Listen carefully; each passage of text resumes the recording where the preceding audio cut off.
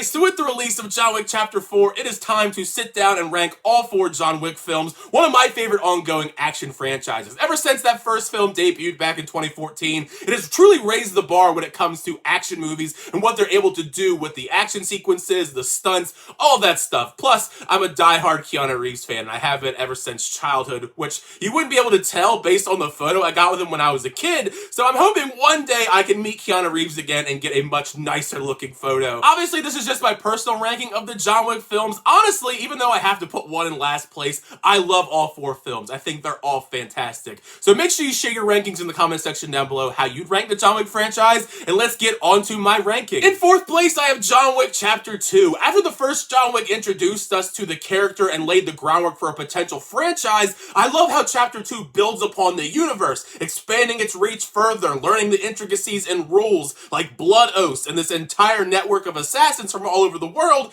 and really raising the stakes due to the fact that all of them are trying to kill John Wick. And with this ever-expanding sandbox for John Wick to play inside of, we also see the action sequences grow so much in the sequel. Very impressive how the action set pieces grow on this exponential scale with so much variety, such creativity. Whether it's the badass opening action sequence where John takes his car back, you have shootouts in the catacombs, fighting in halls of mirrors. I mean, at one point we finally actually see him kill somebody with a pencil after it was talked about in the first film. The only thing that's mildly holding Chapter 2 back for me at least, even though I still think the film is fantastic, is I'm not a big fan of the villains in Chapter 2. Santino, Ruby Rose, I do think Common was pretty great. Out of all 4 John Wick films, I found him to be the weakest antagonist in the way that he tries to put a hit out on John Wick just because he didn't fulfill his blood oath. Even if John Wick wasn't supposed to shoot him in the Continental, and that is the spark that drives John Wick Chapter 3, it was very satisfying to see him do it. In 3rd place, I have John Wick. It's kind of surreal in retrospect how this very simple revenge tale has exploded into one of the best and biggest action franchises around. The original John Wick and my 2nd place pick are the 2 films in the franchise that I had the most struggles with as far as ranking them, so they could very easily flip-flop next time I rank the franchise. Even in its simplicity, the first John Wick still is excellent as far as building up the mythos around John Wick,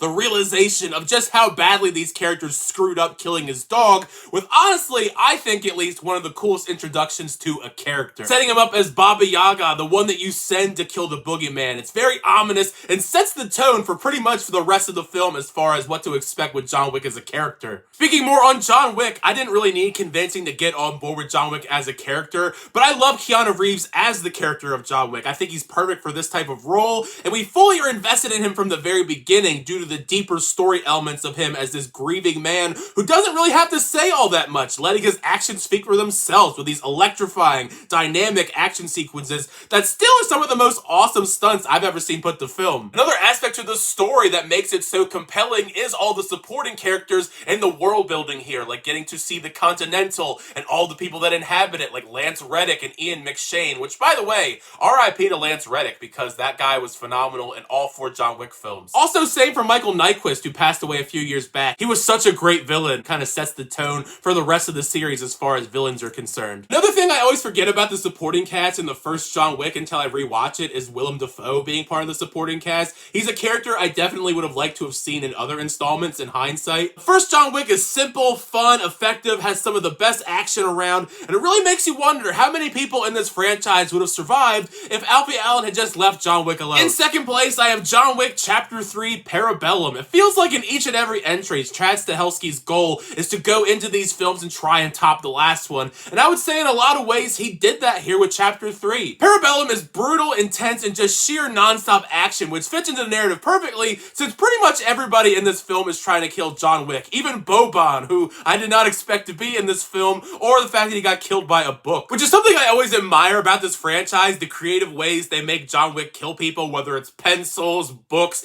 any object John Wick finds, he will kill you with. The plot in Chapter 3 is structured in a very simple, straightforward way, but never wavers in intensity while we follow John traveling around the world trying his hardest to figure out a solution to his problems, which that journey leads us to some great characters on the way. My personal favorite new character from John Wick Chapter 3 is Halle Berry. Her action sequences fighting alongside John Wick and the stunts that they pull off, whether it's them or the dogs that are involved too, they're insane. The best way to describe the stunts and choreography in Parabellum is insane. The action all around is next level. The stunt work, the kung fu, the horse fu, because John's fighting people on horseback. Every single fight in this film is so unique, and it seems like each time they're trying to top the last one until we get into the epic finale of John Wick Chapter 3, where John has the epic showdown inside of the Continental. It's a really fun sequel. It's not my favorite sequel now, of course, but I have a blast every time I watch it. And number 1, John Wick Chapter 4. This entry truly is the culmination of everything that makes John Wick one of the best action franchises around. Honestly, I'm still kind of in disbelief on how they were able to pull off some of the action sequences in Chapter 4. Due to Chapter 4's runtime being so lengthy, it allows for even longer and more elaborate choreography and really upping the ante, upping the body count into probably a new franchise high, because John Wick probably is the most angry he's ever been while taking down entire SWAT teams of people, assassins, just endless amounts of carnage all throughout the film. Another thing that helps elevate Chapter 4 is the scope and scale of this installment.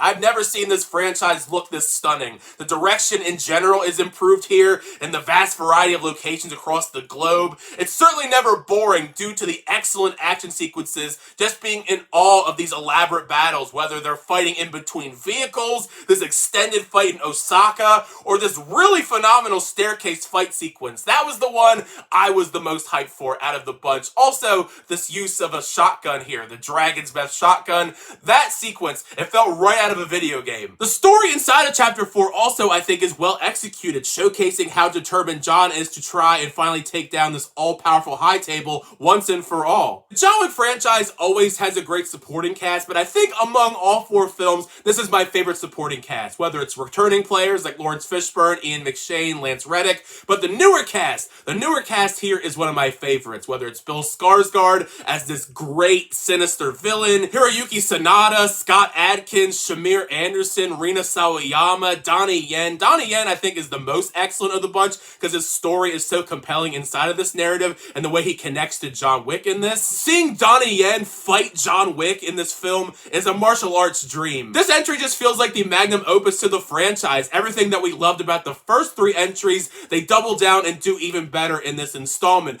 I don't know how you can top what they did in Chapter 4, but I said that about pretty much every other installment going out of it. How could they even top this? And they always surprise me. There you have it. That is my ranking of all 4 films in the John Wick franchise, worst to best. I don't really like saying worst to best for John Wick. Honestly, I would probably say all 4 entries in this franchise are probably at least an 8 out of 10. So either way, share all your thoughts down below. What did you think of my ranking? And also, like I said earlier on, share your rankings in the comment section down below how you'd rank the franchise, because I'm very intrigued on how other people are going to rank the franchise, just because all the installments are great. So I feel like there's going to be a lot of variety here. But share those rankings down below. As always, thank you guys so much for checking out the rankings. I always do appreciate it. Make sure you leave a like on the video. And also subscribe to the channel so you're up to date reviews, reactions, rankings, unboxings, and more. Next time, see you guys later.